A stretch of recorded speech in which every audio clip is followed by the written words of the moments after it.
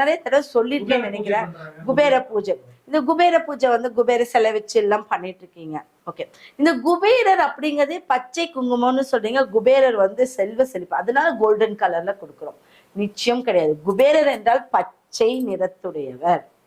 Okay, அப்ப அந்த குபேரருடைய ஒரு அம்சம் பச்சை நிறத்துல இருக்கணும்.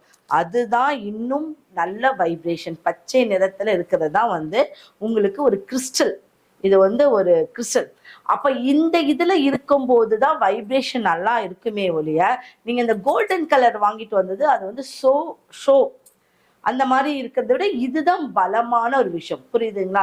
அப்ப இந்த பச்சை குபேரர் வந்து ரொம்ப பலம். இவருக்கு தான் பூஜை பண்ணணும். மற்ற குபேரெல்லாம் நீங்க ஷோ கூட வச்சுக்கலாம். ஆனா பூஜை அப்படின்னு பார்த்தீங்கன்னா இவருக்கு தான் வைக்கணும்.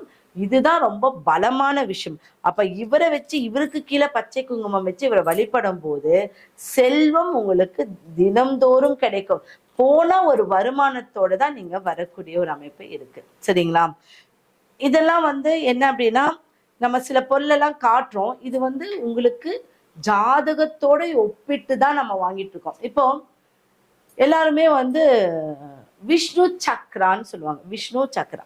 இந்த விஷ்ணு சக்கரா விதவிதமான ஒரு டைப்ல இருக்கு. சரிங்களா? ஆனா நம்ம கிட்ட பாத்தீங்கன்னா மிகப்பெரிய அளவில் விஷ்ணு சக்கரா, மிக பெரிய அளவில் விஷ்ணு சக்கரா இருக்கு. இந்த விஷ்ணு சக்கரா பாத்தீங்கன்னா உள்ள பாத்தீங்கன்னா கூர்மையா, அது உங்களுக்கு நல்ல ஒரு இதோட, அது இயற்கையான ஒரு முறை. அந்த இயற்கையான ஒரு முறையை எவ்வளவு 1 2 3 4 5 அடுக்கு கொண்டது.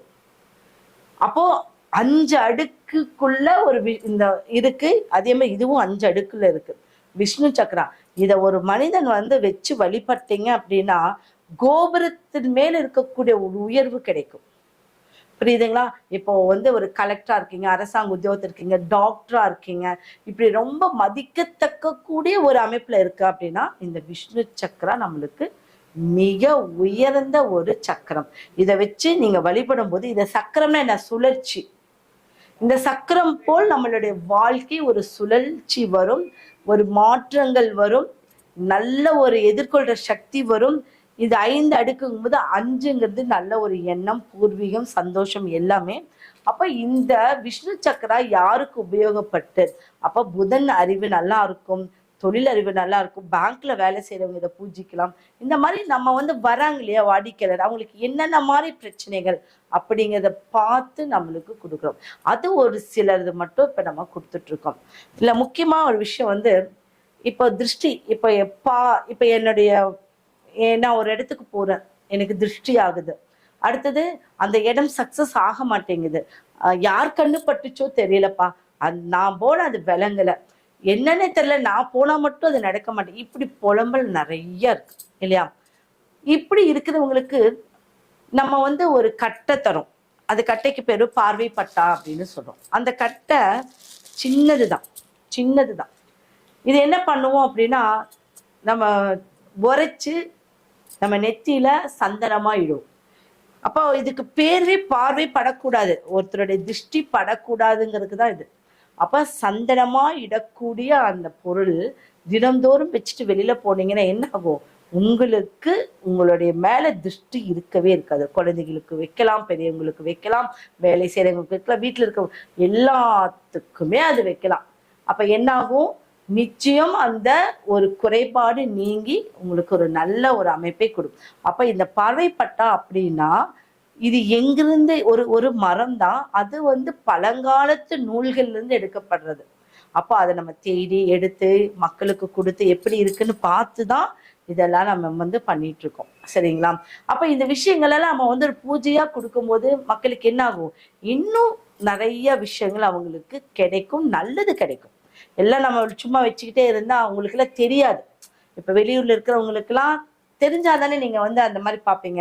இப்ப எங்கிட்ட வர வாடிக்கையாளர் பாக்குறாங்க அப்படின்னா நீங்களும் அதை தெரிஞ்சுக்கணும் அப்படிங்கிறது தான் என்னுடைய ஆசை. அடுத்தது பாத்தீங்கன்னா அஷ்டபந்தனம் சொல்லுவாங்க. சஸ்திர பந்தனம், ரத பந்தனம், மயூர பந்தனம், அடுத்தது பாத்தீங்கன்னா சதுரங்க பந்தனம், கமல பந்தனம், துவிதனாக பந்தனம். ஒரு அந்த காலத்துல பூதம் காக்குதுன்னு சொல்றாங்க. ஒரு பூதம், ஒரு புதையில ஒரு பூதம் காத்துட்டு இருக்கு. இந்த பூதம் காக்குது அப்படின்னாவே புதையல் தான் அர்த்தம். அதே மாதிரி ஒரு கட்டு போட்டிருக்காங்க, ஒரு குலதெய்வத்துக்கு கட்டு போட்டிருக்கு, ஒரு ஊருக்கு கட்டு போட்டிருக்கு, ஒரு கோயிலுக்கு கட்டு போட்டிருக்கு. இதெல்லாம் நீங்க கேள்விப்பட்டிருக்கீங்க. இதெல்லாம் உண்மையான விஷயம். இந்த கட்டு அப்படிங்கிறது விட்டாதான் எங்கேயாவது போனா உன் குலதெய்வ கட்டுல இருக்குப்பா, அதனால உனக்கு எதுவும் நடக்கல. இப்படி கட்டு அப்படின்னு சொன்னாலே இந்த 6 பந்தனம் நம்மளுக்கு தேவை. இந்த 6 பந்தனம் தனித்தனி பந்தனங்களா கிடைச்சிட்டு இருந்தது. இன்னைக்கு 6 பந்தனம் ஒன்னா இருக்கு அப்படின்னா இந்த இதுதான். 6 பந்தனம் ஒன்னா இருக்கக்கூடியது. பாத்தீங்கன்னா சஸ்திர பந்தனம், ரத பந்தனம், மயூர பந்தனம், சதுரங்க பந்தனம், கமல பந்தம், துவிதநாக பந்தம். இந்த துவிதநாக பந்தம் அதுதான் ஒரு இப்ப நம்மளுக்கு கேஸு கோர்ட்டு இதெல்லாம் இருக்கு இல்லையா, கோர்ட்டு கேஸ்ல நம்மளுடைய சொத்து வந்து முடங்கி இருக்கு, ஒருத்த எனக்கு மட்டும்தான் அது வேணும்னு அவன் என்னென்னமோ செய்வான். அந்த கோர்ட்ல கேஸ்ல போட்டவங்க எல்லாருமே இறந்தே போயிடுவாங்க, அதை அனுபவிக்கவே மாட்டாங்க. அந்த மாதிரி இருக்கிறவங்களுக்கு அந்த துவித பந்தம் ரொம்ப நல்லது. அடுத்தது பாத்தீங்கன்னா சஸ்திர பந்தம், நம்மளே காத்துக்கக்கூடிய இன்னைக்கு வேல் பூஜைன்னு சொல்றாங்க. வேல் சமப்ப வேல் மாதிரி முருகன் நம்மளைய நல்ல விதத்துல கொண்டு போகிறது. சதுரங்க பந்தனம் அப்படின்னா நம்மளுடைய வாழ்க்கை ரதம் மாதிரி நல்ல ப்ராசஸா அப்படி ஜம்முன்னு ரதத்துல போறான் பாரு அப்படின்னு சொல்லுவாங்க. இப்படி 6 பந்தனங்களும் அமைச்சு சதுரங்க பந்தனம்லாம் நம்ம ஒருவரை வெற்றி கொள்ளக்கூடியது. அப்ப இதுலயே அந்த மந்திரங்கள்லாம் கொடுத்துருக்கு, இதுலயே அந்த மந்திரங்களும் கொடுத்துருக்கு. அப்படி இந்த 6 எந்திரங்கள் வைத்த ஒரு தகடை நீங்க வச்சு, அது கெட்டி தகடுது, இதை வச்சு நீங்க பூஜை பண்ணும்போது என்ன ஆகும் அப்படின்னா உங்க வீட்டுல இருக்கக்கூடிய எல்லா பிரச்சனைகளும் நிவர்த்தி ஆகிறதுக்கு வழி இருக்கு. சரிங்களா? இதெல்லாம் ரொம்ப பவர்ஃபுல்லான ஒரு விஷயம். இதை கொடுத்து நிறைய பேர் சக்சஸ்ன்னு சொன்ன விஷயத்தான் நான் இங்க கொண்டு வந்திருக்கேன்.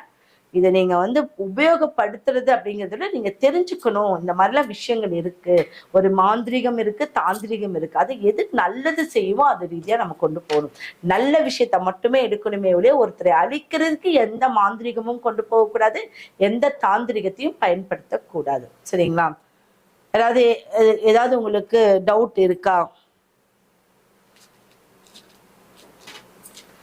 இப்ப வீடு கட்டியிருக்காங்க, வாஸ்து பாக்குறீங்க,